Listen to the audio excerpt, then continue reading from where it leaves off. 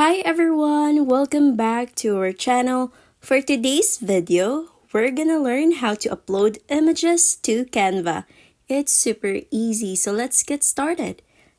Now the first thing that we need to do is open the Canva app on our phone.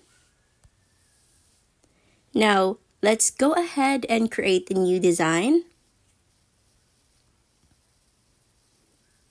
Now from here, notice the options at the bottom part of your screen.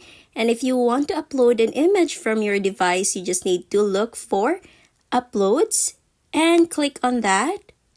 And just click on Upload Files and Device, Photo Library, and look for the image that you want to upload. Click Add to upload it.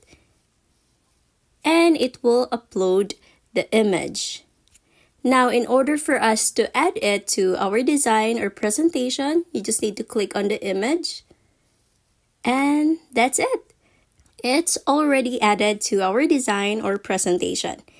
And if you find this video helpful, don't forget to click like, subscribe, and click that notification bell for more videos like this. Thanks for watching!